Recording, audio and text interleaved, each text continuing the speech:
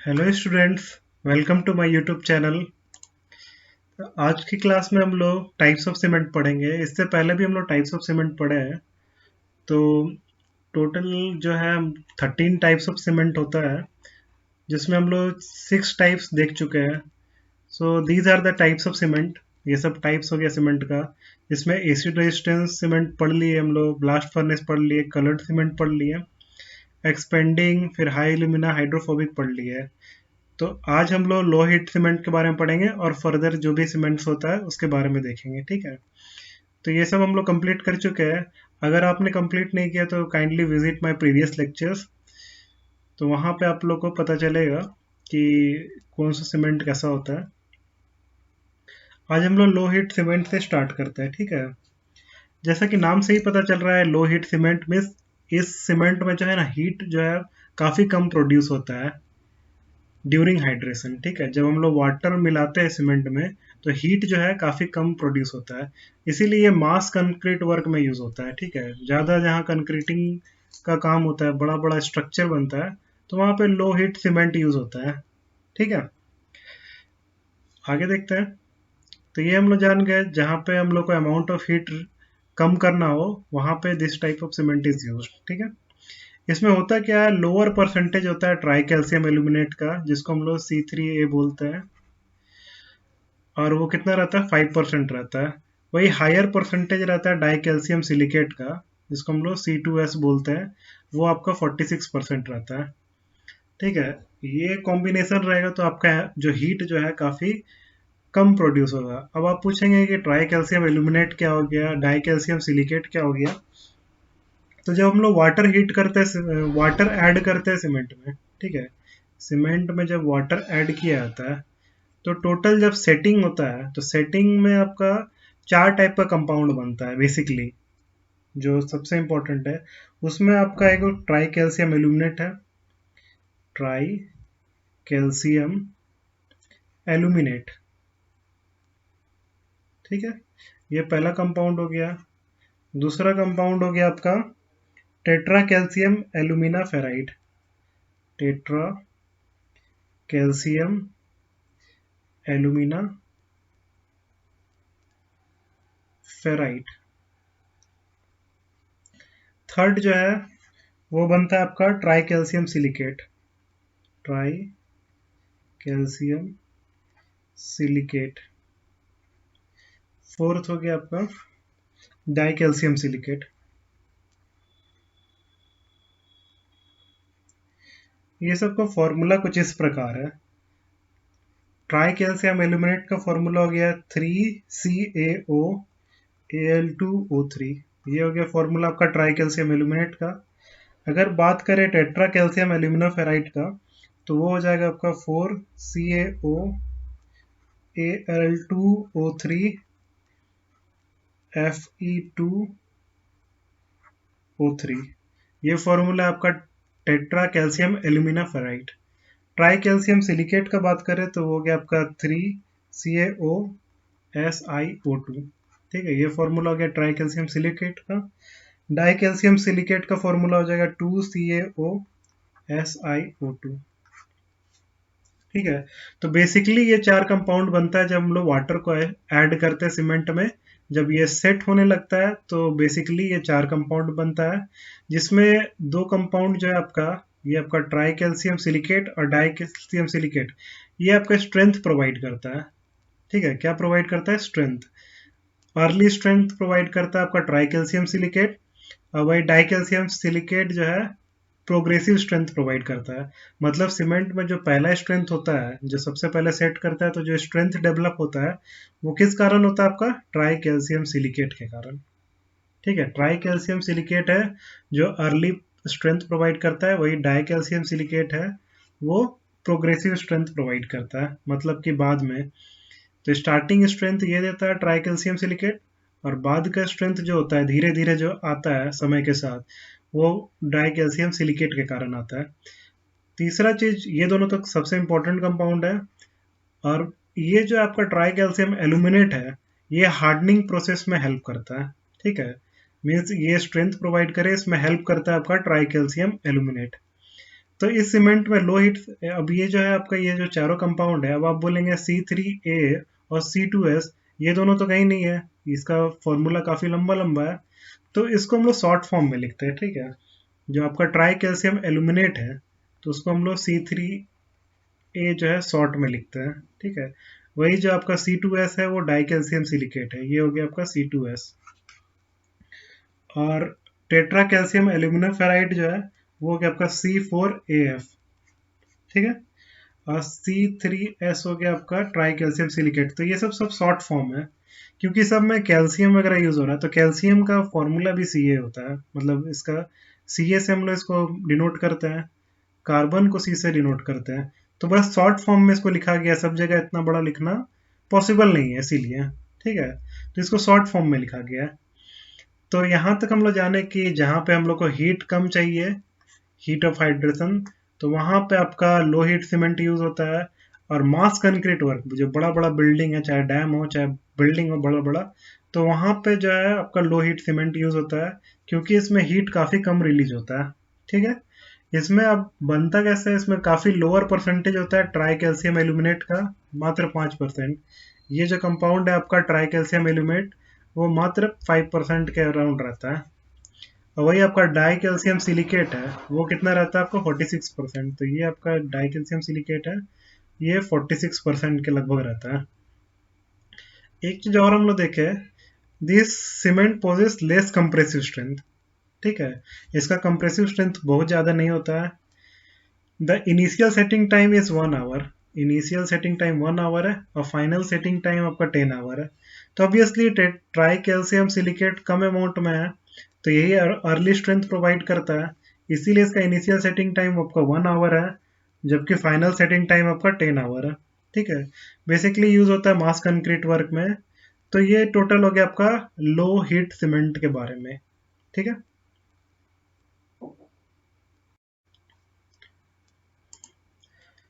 The next one is pozzolana cement, okay. So what is pozzolana cement?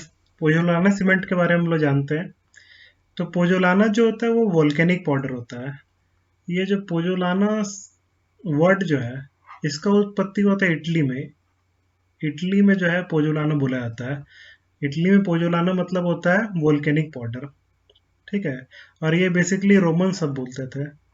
Roman सब जो होते थे वो अब वोल्केनिक पाउडर को पोजोलाना बोलते थे। अब वोल्केनिक पाउडर क्या होता है? ये आपका सुर्खी सुर्खी के जैसा होता है, ठीक है। सुर्खी क्या होता है?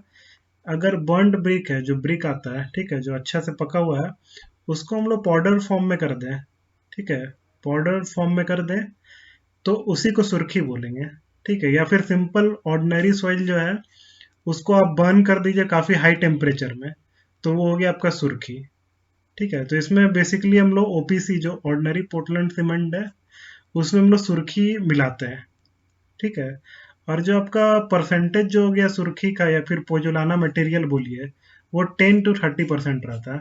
10 से 30% तक हम लोग ऑर्डिनरी पोर्टलैंड सीमेंट में सुर्खी मिलाते हैं, ठीक है, या फिर पोजोलाना मटेरियल बोलिए, दोनों एक ही चीज है। इसका यूज क्या है? तो ये सीमेंट जो आपका मास कंक्रीट ऑफ लीन मिक्स, अब हम लोग देखते हैं, जैसे कि ये मास कंक्रीट में यूज होता है, मतलब कि बड़ा बड़ा स्ट्रक्चर में जो लीन मिक्स का हो। तो लीन मिक्स क्या होता है ये हम लोग जानते हैं। लीन मिक्स आप लोगों को और बढ़िया से मतलब कि क्लियर होगा आपका कंक्रीट जब हम पढ़ाएंगे तब, ठीक है। अभी बस बेसिकली ये जानिए कि ये लीन मिक्स ऐसा मिक्स होता है जिसमें सीमेंट कम यूज होता है। मीन्स लीन मिक्स में आपका रेशियो रहता है आपका 1:3:6, इस टाइप का, 1:4:8, 1:5:10। तो ये तीनों जो है आपका लीन मिक्स है। अब ये 1:3:6 क्या हो गया? तो वन एक पहला हिस्सा हो गया आपका सीमेंट का, ठीक है। ये थ्री जो है, थ्री हो गया आपका फाइन एग्रीगेट, फाइन एग्रीगेट बोलिए या फिर सैंड बोलिए, मतलब बालू।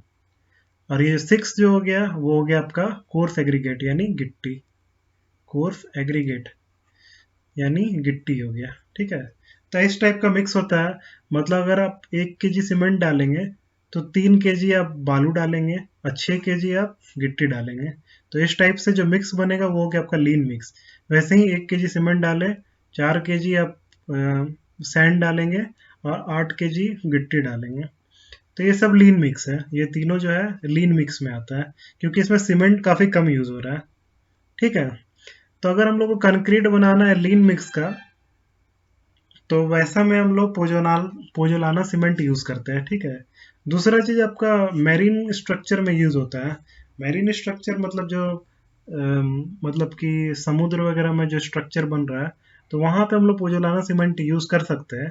क्यों कर सकते हैं? क्योंकि जो सल्फेट्स वगैरह होता है, सल्फेट्स केमिकल जो हो गया, तो उसको उसका प्रभाव कोई रजिस्ट कर सकता है ये सीमेंट। ठीक है, तो इसीलिए हम लोग जो भी पानी का जितना भी स्ट्रक्चर है, जैसे सीवेज वर्क हो गया, सीवेज वर्क क्या होता है? सीवेज क्या होता है?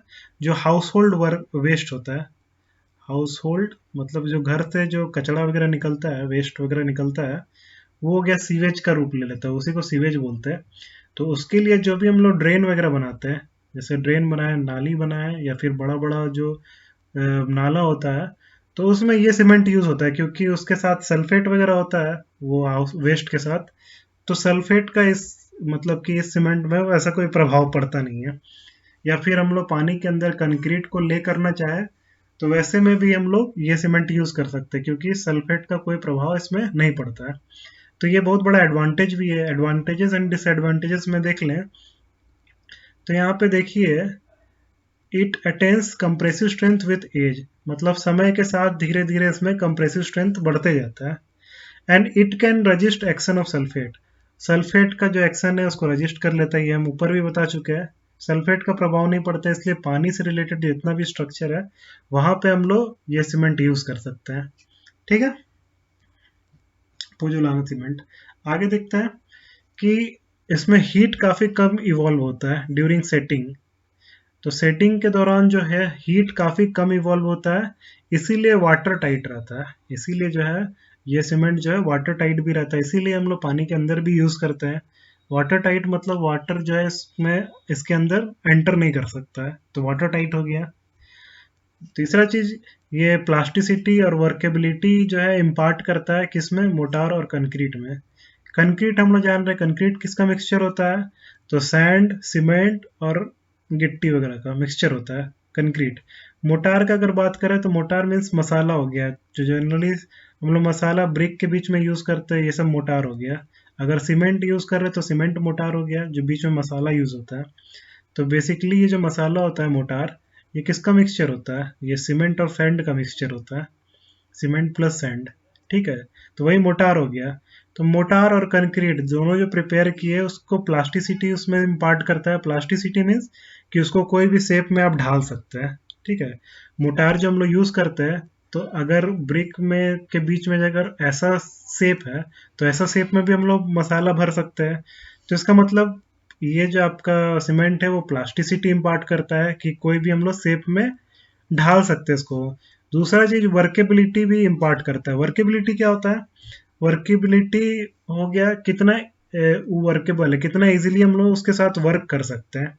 ठीक है, अगर हम लोग मोटार बनाए हैं या फिर कंक्रीट बनाए, तो उसके साथ कितना इजीली हम लोग वर्क कर सकते हैं, कितना इजीली उसको प्लेस कर सकते हैं, कितना इजीली उसको हम लोग ट्रांसपोर्ट कर सकते हैं।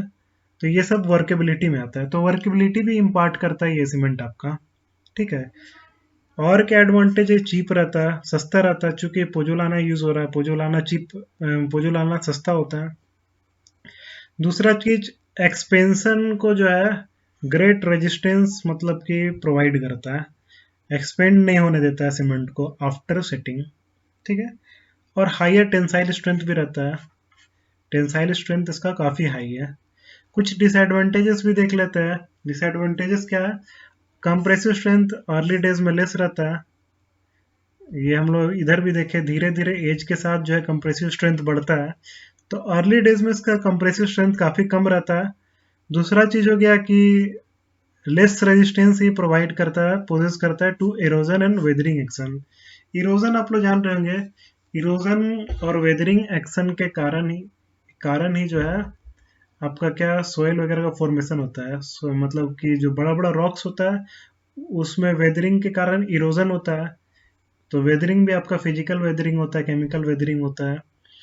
तो उसके कारण जो इरोजन होता है, तो इसका लेस रेजिस्टेंस है, मैं ये भी जल्दी इरोड कर सकता है, इसमें भी वेदरिंग एक्शन हो सकता है और टूट सकता है। तो ये सब इसका डिसएडवांटेज है। ठीक है।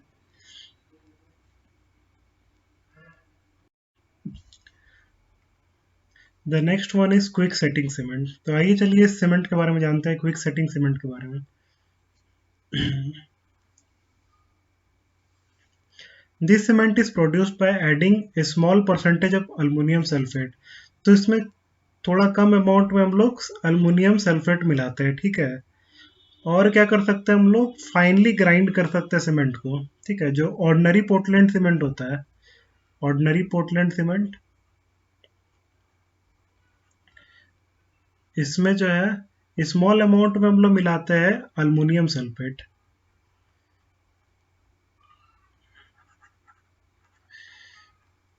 ठीक है। तो हम लोग को मिलता है आपका क्विक क्विक सेटिंग सीमेंट। इसमें अल्मोनियम सल्फेट मिलाएंगे ऑर्डिनरी पोर्टलैंड सीमेंट में, तो हम लोग को मिलेगा क्विक सेटिंग सीमेंट। नाम से ही पता चल रहा है इसका जो सेटिंग एक्शन है वो काफ़ी क्विक रहता है। ठीक है, काफ़ी जल्दी सेट करता है।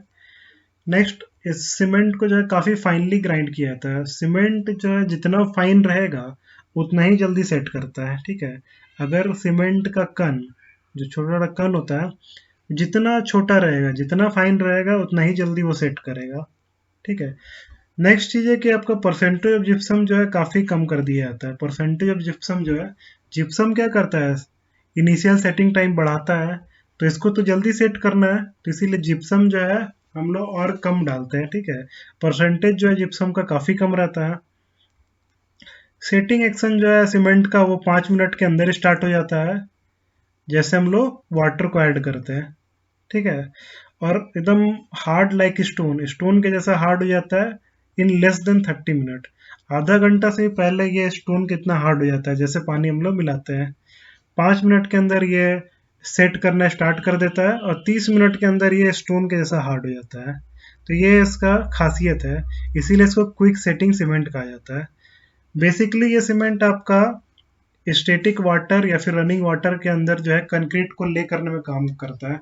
जैसे इस फिगर में हम देख सकते हैं, कंक्रीट जो है पानी के अंदर जो हम लोग यूज़ कर रहे हैं, तो ये सब जो कंक्रीट में सीमेंट यूज़ होता है वो बेसिकली आपका क्विक सेटिंग सीमेंट रहता है, क्योंकि ये काफ़ी जल्दी सेट कर जाता है। आगे बढ़ते हैं। नेक्स्ट है रैपिड हार्डनिंग सीमेंट। तो रैपिड हार्डनिंग सीमेंट के बारे में देखते हैं कि ये हार्ड जो है काफ़ी जल्दी होता है।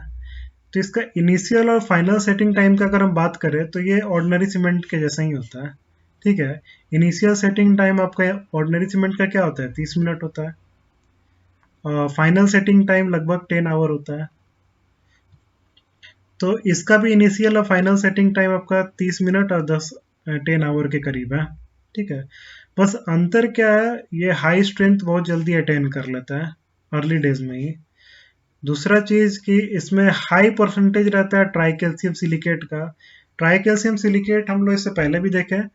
तो ट्राई कैल्शियम सिलिकेट क्या करता है, ये रहेगा तो अर्ली स्ट्रेंथ प्रोवाइड करता है। ठीक है। अर्ली स्ट्रेंथ जो होता है वो ट्राई कैल्शियम सिलिकेट प्रोवाइड करता है।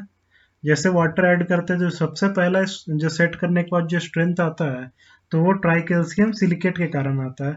अब प्रोग्रेसिव स्ट्रेंथ जो है आपका डाई कैल्शियम सिलिकेट के कारण आता है, धीरे धीरे जो स्ट्रेंथ आता है। ठीक है। तो हमको अर्ली स्ट्रेंथ चाहिए, तो वैसे केस में हम लोग ट्राई कैल्शियम सिलिकेट जो है 56% के करीब रखते हैं। ठीक है। ये हो गया आपका रैपिड हार्डनिंग सीमेंट में। एडवांटेजेस का बात करें तो ये काफ़ी सेट जो है काफ़ी रैपिडली करता है। तो जो सेट जल्दी कर जाता है, इसके कारण जो आपका कंस्ट्रक्शन वर्क है उसको हम लोग बहुत स्पीड में कर सकते हैं।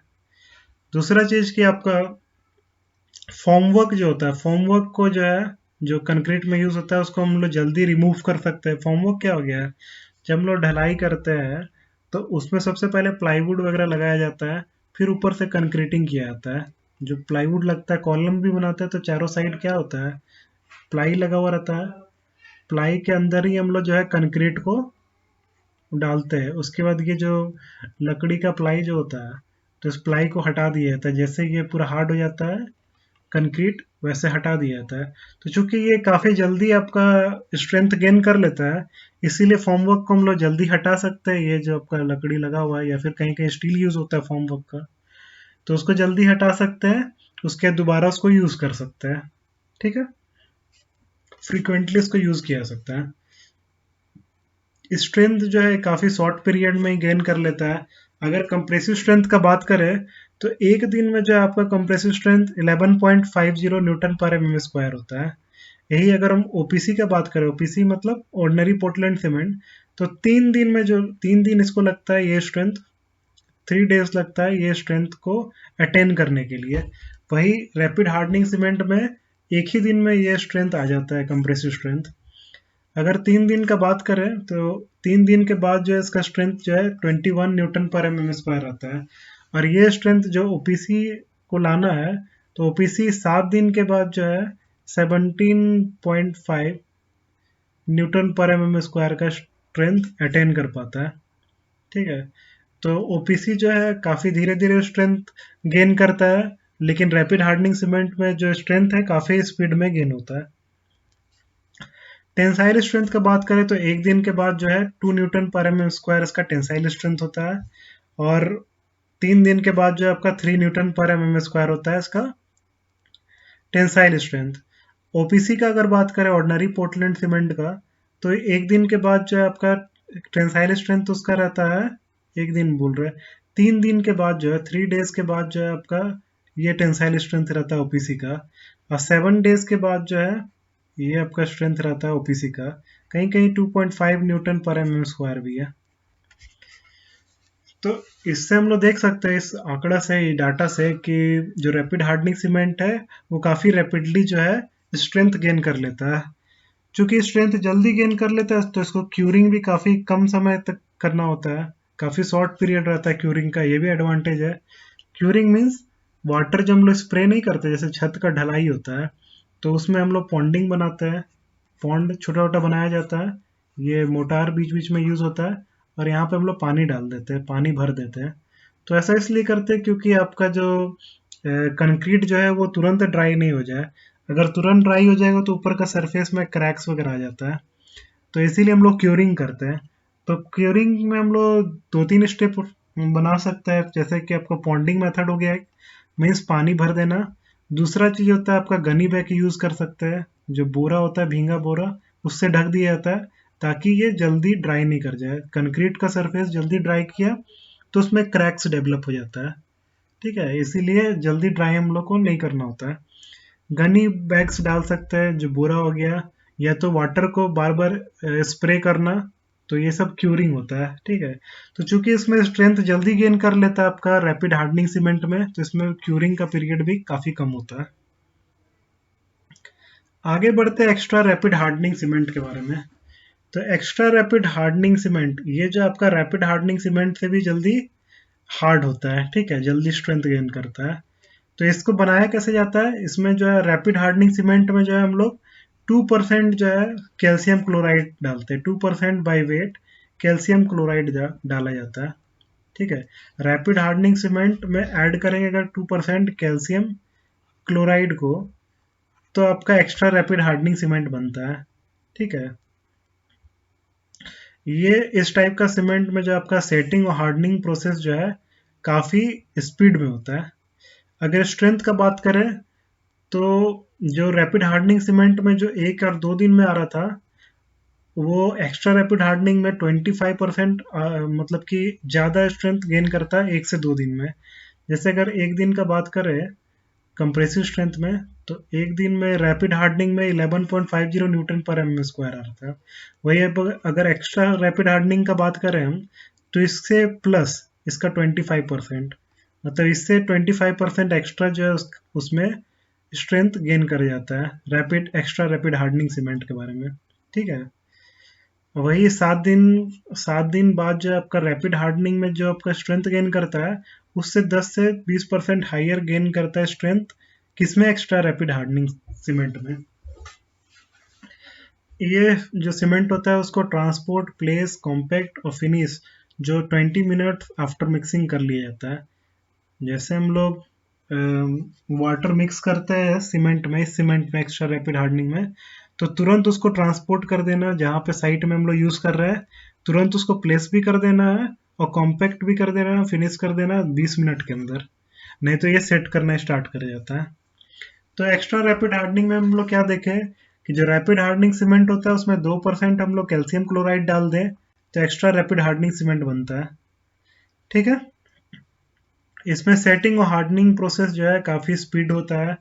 इसमें स्ट्रेंथ जो है आपका रैपिड हार्डनिंग सीमेंट से भी जल्दी गेन करता है।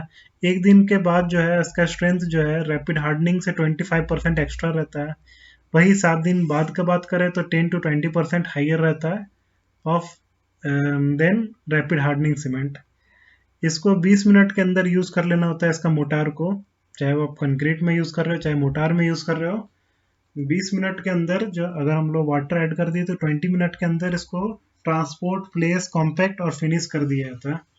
ठीक है,